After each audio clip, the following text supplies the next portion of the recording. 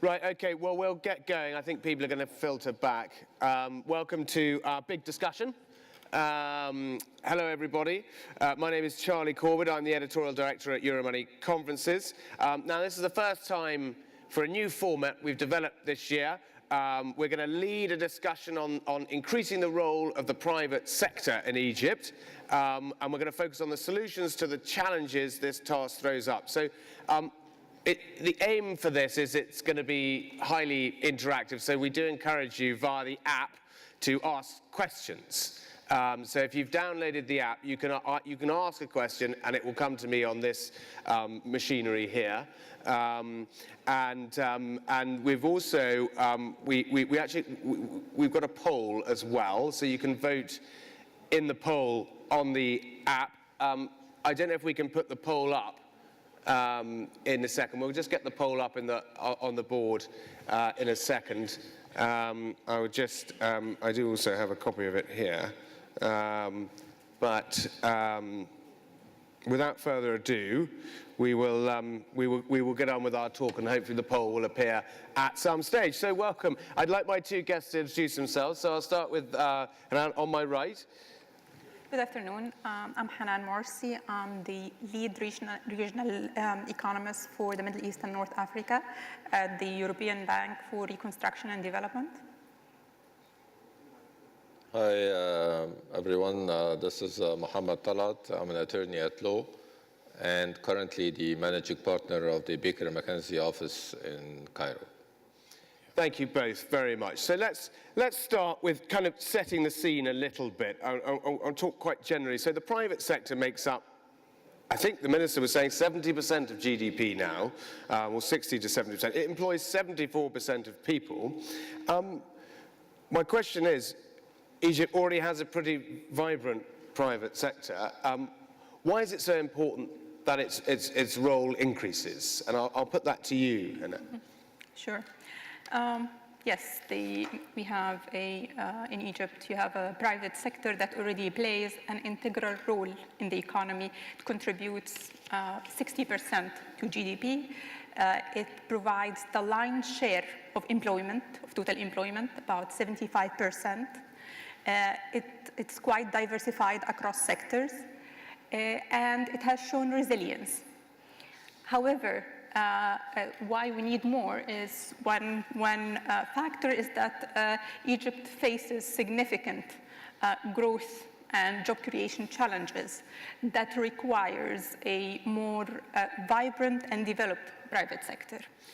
To put it in context, population growth is, we're expected to have a 140 million population by 2050. A lot of people to employ. Exactly. We have 600,000 new entrants to the labor market every year. So what does this translate into? What it means is you have an economy that just to absorb the new entrants to the labor market need to have sustained economic growth of 4%. That's even without trying to make a dent on unemployment. So the minimum growth has to be 4% in order to absorb those new entrants, which exactly, and keep unemployment unchanged. If you were actually to try to be ambitious, which is what Egypt would like to be in terms of reducing unemployment. So if you aim to reduce unemployment to 6%, from 12% to 6% over 5 years, you would need a sustained economic growth of 6%. So to get it down from, it's currently 12%, isn't it? Exactly. So to get it down to 6%, you'd need 6% growth annually, GDP growth annually. Exactly. And this is huge. And if you put it in the context also that you have very limited fiscal space. You already have a deficit of 11% of GDP and fiscal deficit in 2017 fiscal year. You have already a public debt that is around 100% of GDP. There isn't much room, in the public side to actually little room for maneuver to, spend more and generate jobs in the public sector. Yes, so exactly. this is where the non-productive part of the Exactly, economy, you need to get that productive side up. Yes, so you need the private sector to increasingly be the engine for growth and job creation. If you add also to this that you have a private sector that has a lot of more potential going forward. Yes, you have overall you have a private sector that is large, but if you dig deeper, the private sector still lacks dynamism. If you look at the number of in terms of like entry and exit, if you look at the number of limited liability companies that are created on an annual basis, there are 10,000 adult population. In Egypt, it's 3 companies per year versus emerging market 20 limited liability companies. Which so is, 3 to 20. So there's huge. So what you're saying is it's fine, yes, it is a big private sector, but it's not a dynamic private sector. Exactly. So you need that, and also you need to improve the competitiveness. I know that the earlier session was talking about exports. In Egypt, only 5% of companies export, relative to emerging market of 35%. Yeah, which is phenomenal. So the average is 35%. And we'll talk a little bit later about how we can change that. Exactly. So what I'll do now is I'm going to move across to Mohammed now. Mohammed, we've had a sort of very broadly economic view from the EBRD there. Now we're going to have more of a legal perspective. So your background, of course, is heavily legal, long and distinguished career in the law, but also working at the Egyptian Council of State too. So you've got a bit of government thrown in there. So you really hopefully know the real ins and outs of the corridors of power. So why do you think it's important that the private sector is boosted? And we will move later on to the challenges of that, but why generally do you think it's such an important thing for the country? Well, it's an important thing for the country because we're all in agreement that the private sector is the backbone of the Egyptian economy at present. So the Egyptian economy will not be able to achieve targets and will not be able to grow unless we lay down the appropriate environment for the private sector in order to thrive. We have experienced the non-private sector economy back in the second half of the 50s and the 60s mostly, and I believe that the people, so as the government, has been able to determine that the government or the public sector economy has not been able to deliver appropriately, and the economy did not grow. So the only alternative as of the mid-70s that the government has been able to determine, and I believe that the people have realized that private sector is the way for the economy to grow and for the country to leap up and be able to deliver and compete among other economies in the world. Now, as you rightly said, there are obstacles and challenges. I believe I will defer to address them for the time being until the appropriate. Well, I mean, But this is the way. This is the only way for the economy to grow is by encouraging the private sector and lay down the appropriate environment. And so a series of reforms are being passed, and including an investment law. And I might get you to comment, or both of you to comment on quickly the main tenets of this investment law and what you think about that, and does it go far enough? This is the problem that I am personally having with the Egyptian government, that they focus continuously on the laws and regulations under the impression that enacting laws and regulations are going to solve the problem and tackle the problems and challenges and obstacles which entrepreneurs are continuously encountering. This is not true simply. Being a practitioner for so many years, I can assure you that people have problems with the implementation of the laws and the understanding of the employees to the concepts that are being contained in the laws and regulations more than enacting them. Nevertheless, the government continuously keeps coming up with laws and regulations. People, after a while, realized that these laws and regulations are not delivering what they have in mind, and accordingly, there is a continuous setbacks and disappointments among entrepreneurs. I hope, and I am calling upon the Egyptian government to focus more on the implementation and ironing out the obstacles and challenges that come with the implementation of the laws and regulations rather than coming up with new laws and regulations. Well, I might just pass that across, actually. Do you agree with that? Do you think that it's a problem? There's too much talk and not enough action when it comes to creating a better business environment for the private sector? And then... I think we are jumping to the solutions, but...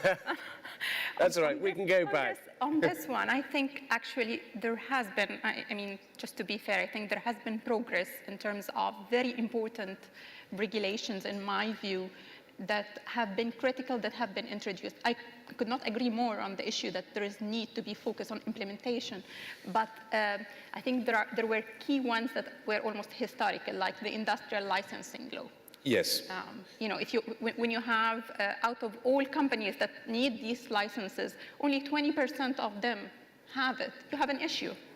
80% are surviving on temporary licensing. On temporary licenses. It doesn't work. So the fact that you move to actually, you know, simplify it, solve this issue is a positive step forward. The other issue is which is also very critical, the bankruptcy law. You know, when you actually move from criminalizing business failure to actually allowing it and learning from it, that's a positive step forward. So there are a number of like new legislations and regulations that are key, that can make a difference. I think I can understand where Mohammed is coming from, because we have a tendency, you know, generally or historically, to have a lot of like, you know, think that, you know, by revising the regulation, it didn't work before, now it's going to work. Yeah. This when it, you know, it's already there, not that when it didn't exist, but we have to focus more in these areas of just, you know, doing. And I think an example of that, for example, is the PPP law. So rethinking of revising that law yet again, because we haven't been able to do PPP, I'm not, you know, so sure that this is the way to go. What, PPP is not the way? No, definitely PPP is the way, but whether that it hasn't worked before because of the regulation. Because or the setup. It's more because of how, you know, of the implementation. So to move forward, you need to actually move to, you know, having bankable projects, to implementing, rather than, you know, redo the law. What was it? Ronald Reagan said the worst 9 words you'll ever hear is, "I'm here from the government and I'm here to help." You know, is it a little bit of that? But can I remind everyone they can interact with us. If everyone's got a question, jump in, or do it via the app if you've downloaded the app. I want to go back again, let's just talk in more detail about these constraints. Let's go through some of the constraints to enlarging the private sector and making it more productive. What would you say are the core constraints that you would tackle? Prior to addressing the constraints, I just need to point out that the one law that I believe would present a fundamental change, if it's being implemented properly, is the industrial permit law. I mean, back to the industrial permit a revolutionary perception on the part of the government, and if it is being implemented properly, there will be a difference. Now, challenges. Challenges are endless, of course. There is no one challenge. However, the one challenge, I believe, that has to be hopefully placed or put into perspective is minimizing the number of governmental authorities that entrepreneurs have to deal with. in order to get their projects up and running. And I know that the investment law has come up with the investment window. I don't see that this is being sufficient. What I would have liked to see is that the investment authority would be the sole authority that the entrepreneur would deal with in order to get his project up and running. He would not have to circle around different governmental authorities or have the so-called investment window, which is being represented by representatives from the different governmental authorities in order to liaise with the governmental authority to get things ironed out. Rather than that, I would like to see the investment authority being the authority that has the absolute power. This is being implemented in other jurisdictions, including many of the other Arab countries. I have attended the OECD conference in Tunisia 3-4 months ago, and there was a comparison being presented among different Arab countries. And I have seen that in many of these Arab countries, the investment authority or the authority which is similar to it enjoys the absolute and sole empowered authority with respect to the issues that the entrepreneurs would utilize. Investment authority power. What's the status at the moment? And you say it doesn't have the power that you would like it to have, or is there plans for that to change? The executive regulations are not out yet. We're waiting to see it. I'm hoping to see something like this in the executive regulations, but my impression that it will not have the absolute power. It doesn't have the properties, for instance, does not own the lands, for instance. You have to resort to other governmental authorities in order to get the lands allocated. Now, the investment authority will be able to help. Rather than helping, I would have liked to see it being the authority which allocates the lands. Yes. Okay, well, I might go over to you now, and I might ask you, what do you think, with your experience and you've EBRD, worked at the IMF, you've done this all over the world, this is your passion and your job. What for you are the three biggest constraints in Egypt in terms of enhancing that you've come across? What you would say the three biggest constraints to increasing the role of the private sector, and then we'll move on to how we overcome those. I think the three top would be limited access to finance. It would be burdensome regulations and lack of even playing field. And it would be the lack of supply chain, integrated supply chain. So this would be the top three. Those are the top three. So going to the top, so yes, on the first one, this lack of finance, I mean, how's that going to change? So SMEs, for example, and I think SMEs, I'm sure, are a driving force of all economies, really. That is that level. And they get only 5% of the total loans or something, and this is from your report, I read this. How's that going to change? I mean, how can you convince people to lend? How can they borrow at interest rates that are 17%? Are we going to see these come down? What can be done to really spur this sector of society? It's an incredibly important sector. This is an issue that is multifaceted. So you have, on one hand, you have lending practices that are not really sensitive to SME needs. You have, for loans that are, greater than 100,000 Egyptian pounds, you require audited financial statements for multiple years. You have issues of, very high collaterals for these companies. According to the latest business enterprise survey, it was 273% of the value of the loan. When you add this to the fact that only 30% of properties are registered in Egypt, you have an issue. Yes. How are they going to get these type of collaterals and these financial statements when they're, a small and a largely unbanked society? Exactly. 10% is it? So you need, on one side, you need to improve these kind of lending practices, improve the monitoring and risk assessment of banks, improve the regulations. On the other hand, you have also issues of financial infrastructure. the need for improving creditor rights, the need to have more collateral information available. You have only 21% of total adults are covered. And you have, with credit information.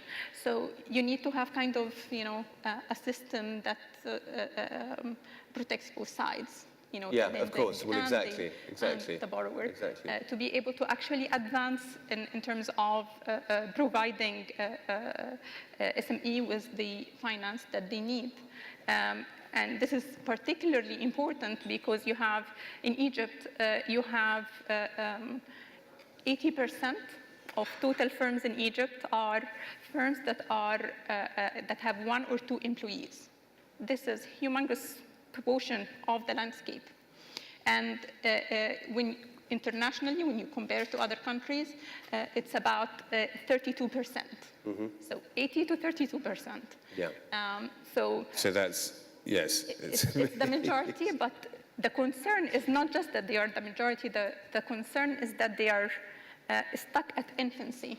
Well, it shows an entrepreneurial spirit. So it shows that entrepreneurship is there. It's about harnessing it, isn't it? Exactly, and it's about having them to see the growth, the evolution from the small to medium to large.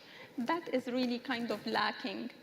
The probability of a firm to grow from medium to large is less than 12%. That's low. Yeah. So you need to see more of this kind of evolution, and to do that, you need to have, for these firms, the ability to actually access finance. Yeah, well, that's it. I will come back to you in a minute about how we change that, or how that gets changed. And I might just pass over now to Mohammed and talk. I know we spoke earlier about the ease of doing business and how that, for you is something that is something that I think Egypt's sort of 120 out of 190 in the ease of doing business and the cost of doing business index. How is this going to change? Are you optimistic that it will change? Optimism and pessimism is associated with reality. We would not be... I honestly, I don't like the perceptions of being optimistic or pessimistic. Realistic. I'd rather be realistic. We will be able to change if we adopt the appropriate measures for change. If we continue running around the problem, not tackling the core problems from the bottom, then this change will not be delivered as people expect. So what are, for you, the top 3 or 4 big issues that need working on? All right. As I just said earlier, the proper implementation of the laws and regulations in a manner that would iron out the obstacles that entrepreneurs encounter. Number 2 is habilitation of the employees. And this is something which I do not see that the government is spending enough time and effort on it. It is not sufficient that you come up with a law and then the employee sitting there to implement the law is unable to understand and comprehend the concepts. Simplification, then. Actually, education. And actually, this is interesting to tell you that in 1997, we had a session with the government at the time that they were also embarking on initiatives, and Egypt was the tiger on the Nile and so forth. And we spoke extensively to the government about this, that there has to be a proper education to the employees in order to properly implement the concepts which are being contained in the laws and regulations in a manner that will help the entrepreneurs at the end of the day. The third one, which is extremely important, is to come up with a certain cushions for the employees in order to encourage them to take decisions without being worried that they will stand before the court in the following day. We have to differentiate between administrative and political exposure and criminal exposure. It cannot be that any employee taking a decision, finds himself the following day before the Court of Felonies, defending himself for months and months without knowing whether he will end up in prison or otherwise he will be relieved. This is by in itself discourages the employees to be forward in taking decisions and adopting initiatives in order to help the investments and the entrepreneurs and investors to go forward. I know that there has been initiatives among different jurists and lawyers before calling on the government and the parliament to come up with an amendment to the penal law in order to provide such cushion. I don't see that this has been materialized yet. I am hoping that the government will take it into account. Otherwise, we will just be speaking about the unspoken obstacle. People will not come and tell you that we are worried and afraid from taking a certain initiative or adopting a certain decision. They will not say this. On the contrary, they will deny it. Yet, deep down, we have to realize and resign to the fact that there is a hidden obstacle on the part of each and every employee worried that he will stand before the court if he adopts a certain decision that might not be deemed to be appropriate or in accordance with the law. So we have to put into reality or to draw a clear distinction between administrative and political liability and criminal liability. These are two different issues that have to be well looked upon in order to help. Is this something being talked about now in government circles, or is this something you're saying should be talked about? I don't see that the government is talking about it. I could see that jurists and lawyers are talking about it, but I don't see that this has been received in any seriousness by the government, to be frank with you. But I see it as being fundamental. Yeah.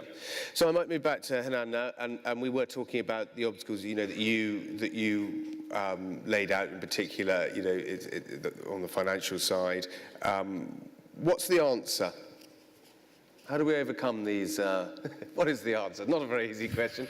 How do we overcome some, or start, or begin to overcome some of the obstacles that you laid out in terms of low access to finance and regulations and this lack of the supply chain, this non-existent supply chain, value chain? There are already some of the measures that have recently been taken. For example, on the insolvency law, this can be a step forward in actually resolving this. Exactly. Another issue is which is a very positive development, the movable asset registry.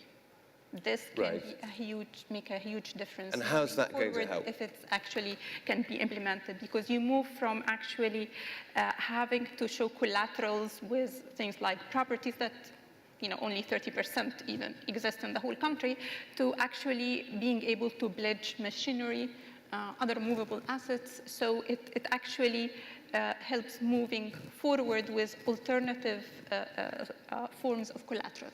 Yeah. So that's good. That's a good development. That was smooth. Exactly. Then you have also on the other side, when you have kind of long-term availability of long-term financing, and with this is like institutions like ourselves and other multilateral institutions can help really kind of developing the market and providing the financial sector with long-term funding. You have also currently all the reforms that the government is doing on the fiscal side. This can go a long way in reducing the crowding out that is happening by the public sector. So what we're saying now, we had a poll on this, and most people, like 37%, said the public sector was crowding out the private sector in terms of fundraising. Now, we also had panelists who disagreed with that. They said that's like comparing apples to oranges, but you obviously don't agree with that. How is it doing it on a more granular level? What is the impact of all this big public sector funding? Over the last few years, of course, we had, because of all the pressures on the fiscal side, you had a large increase in the share of lending to public sector. What we are seeing now with the reform efforts, this is a huge positive step because one, you're consolidating, so you're reducing your financing need, but two, thanks to the reform efforts, the government is now able to tap international markets. So you're reducing this crowding out by actually resorting to alternative sources of financing internationally, yes, which was not even an option earlier. So this is also a positive, yes, step forward. So there are a number of layers to work on. Exactly. What I might do is move on. Our poll is up now. Maybe let's have some audience. No questions yet. You are able to ask questions if you like. Let's look at the poll, either via the app or put your hand up. What effect will the government IPO program have on encouraging the private sector to invest? So a significant effect, 21% agree with that. A gradual effect, almost 60%. Not much effect at all, 20%. So would our panel agree that the effect will be gradual? And why do you think? Would you agree with this? Do you think it'll be gradual, or do you think not much effect at all? Well, it very much depends on the definition of encouraging the private sector to invest. I don't see personally that the IPO program will encourage the private sector to invest. It will encourage the private sector to participate in the overall privatization scheme, meaning that it will allow people to buy shares and to be shareholders in entities being floated and so forth. So the ordinary people becoming shareholders, stakeholder society. Exactly. Yeah. But whether it would encourage the private sector, it could give an impression that the government is again embarking on the IPO, which is another term of privatization, to be frank with you. But just the government doesn't seem to like now the term privatization, so they have decided to utilize another word, which is IPO. Now, the difference of the privatization, that oftentimes the privatization was meant to an anchor investor, while the IPO would be just floated to the public in general. So encouraging the private sector, personally, I don't see that this necessarily would encourage the private sector per se, yet it could give some comfort to the private sector in general that the government is a strong believer. Exactly, it sets a trend. It's a mindset. Sort of mindset at the end of the day, that the government is a believer in the private sector role in the economy. And maybe that can build confidence and actually... It should build confidence, and it should help the environment in general, Hanan, what do you think? What's your comment on just the question, I suppose, and the results that we've got in front of us? Mm-hmm. I would say, I'm not sure if this is the right question to ask to start. That's brilliant. What would you ask? I would ask, how would having this IPO actually reflect on service delivery, on governance, on performance of these companies? Yeah. Because at the that's end, the main thing, isn't it? That's the main thing. And I think for all these, I expect it to be a positive impact.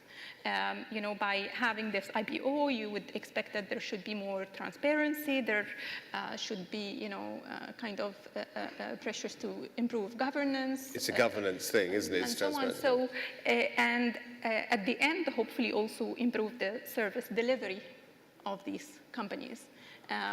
So this in itself, it's a cycle, more or less. And do you think there has been talk in the past of big IPO programs of state-owned banks and industries?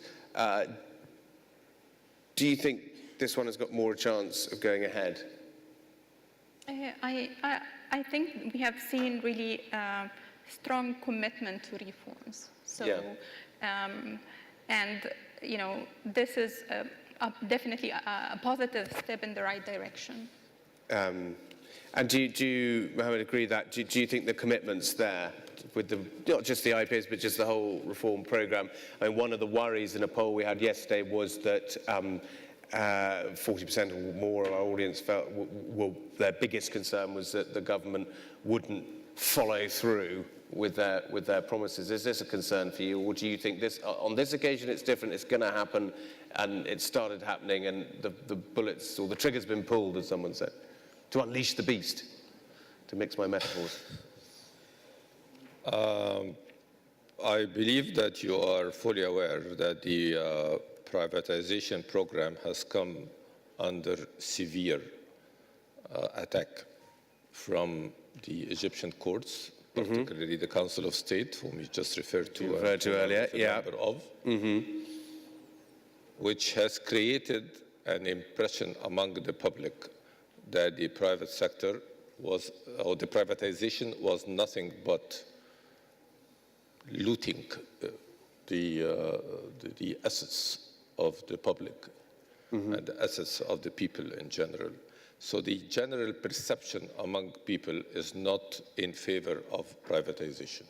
Generally on the street, it's these are our assets. Why should we sell them to? Exactly. Yeah. Even though they would have the opportunity, I suppose, to buy those parts of those assets themselves. This is where the government has to explain to people that it is a bit different than the anchor privatization that you had before, and we're actually offering it to you, being the public, so each and everyone would have the opportunity to participate in it. Yeah. Exactly. Hopefully, this would change the perception a bit. However, I can see that the government is shaky to a certain extent on embarking on the IPO program, just because, again, people keep, or some of the media sometimes keep criticizing it or picking on them, that this is another privatization program, and the privatization program, in the eyes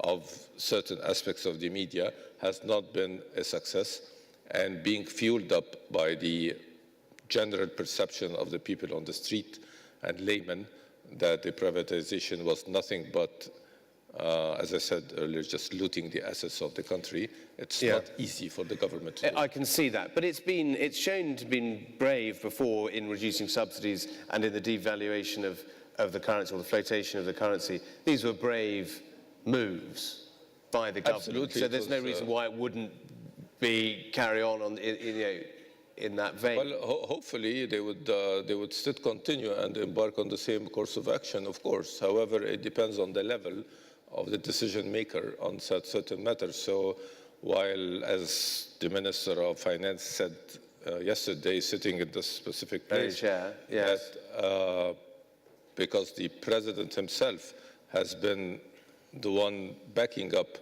the subsidy cut downs and so forth, so the political will was there.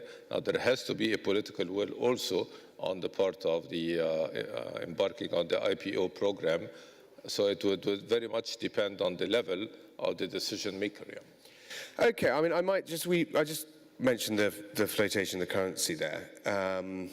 Has that made a big difference? What do you think about that? What are your views on the impact that that's had? And it was quite a brave move. We've seen inflation go up, we've seen rates go up, we've seen obviously the subsidies reduced. It's hurt the ordinary person. I think it's a very welcome move. One of the issues that actually we highlighted, and I led an EBRD, private sector diagnostics for Egypt, that is actually available online. And one of the things that came repeatedly in meetings before with the private sector was the issue of foreign exchange shortages. Yes. That really impaired the ability and activity of the private sector. They were unable to import inputs, plan, repatriate profits. So this is, a positive step in that direction. It improved the functioning of these foreign exchange markets, and also it improved the competitiveness. And you see this reflected in, the strong growth of exports Egyptian exports recently. yes. You see this also in a strong performance of foreign direct investment with a growth of 15% year on year. So this has had really a very significant impact on the activity of the 17 billion or something's been invested exactly. as a result. Yeah. Yes, this year. And you also seen it in the the Eurobond issuances of the government being 3 times over. That was, they raised 4 billion, but they're now talking about raising another 10 billion, aren't they? Yes. So that's all positive and great. Yes. But I mean, the other side is the inflation and the Yes. rates. Yes. So what are your predictions? What are your predictions for what? I read yesterday in the newspaper that the central bank governor said at the end of the fiscal year he saw inflation coming down to 15% and rates sort of moving steadily lower. Firstly, do you agree with that? Secondly, if rates move a bit lower, will Egypt still be an attractive destination for a bond? So I do expect that inflation would be coming down gradually, especially with the monetary policy increasingly gearing toward more of inflation targeting. With the exchange rate liberalization. And of course, I mean, once this happens, once the inflation becomes, contained, then there is room to actually reduce the rates. Once you've got that under control. Exactly. Yeah. How it affects the appetite of investors, it's not the only thing that has been attracting investors. Investors are back because fundamentals are better. If you had just the exchange rate and not much reforms with that, you're not going to see what we're seeing now. So what other fundamentals specifically would you point to? Macroeconomic reforms, the fiscal reforms, the subsidy reforms, all the regulations that we've seen, and exchange rate liberalization. And I think what made this time different is that it's a cohesive package. It's not just a piecemeal of one measure here, one measure there. And this is really what matters when an investor is considering a country. They're looking into what is the potential for the country, what is the growth going forward. How committed they are to execute those, yes. implement, although I know that, Mohammed, you have worries about implementation. But we've got a couple of minutes left. Do feel free to ask a question. I might wind up just by asking you both the same question, which is, what do you think is the single, we've talked about lots of different factors, the single biggest factor that will make the biggest difference in terms of encouraging, building a vibrant, successful private sector dominated by SMEs, should we say? SMEs in particular? Yeah, I think so, because I think that's such an important part of driving a vibrant, productive private sector. Well, I not necessarily share your, well, no, do feel free to speak. Well, let's say both. We'll say both. So what? The salvation of the economy.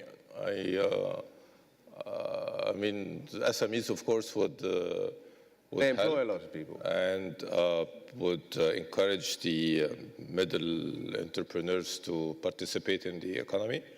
But I don't see that this would be the salvation of the economy. You don't. What will be the salvation of the economy? Big players. Big business. Big business, Egyptian big players coming companies, here into the country. Or they're coming in. Or creating Egyptian multinational. Or creating the Egyptian multinationals, of course. This is what I would see as being, I could be a bit of a capitalist, but this is the way I look at it. I mean, just saying that the SMEs would be the salvation of the economy, I don't see this as being the way out. I wouldn't say as I said, it would help. I'm not discouraging SMEs. On the contrary, I think that they should play a pivotal role in the economy. They should be given the opportunity. However, if you're after salvation of the economy, then you have to encourage either the big players to come and invest here, or create the Egyptian conglomerates. And are the government on the right track to encouraging these big players to come here?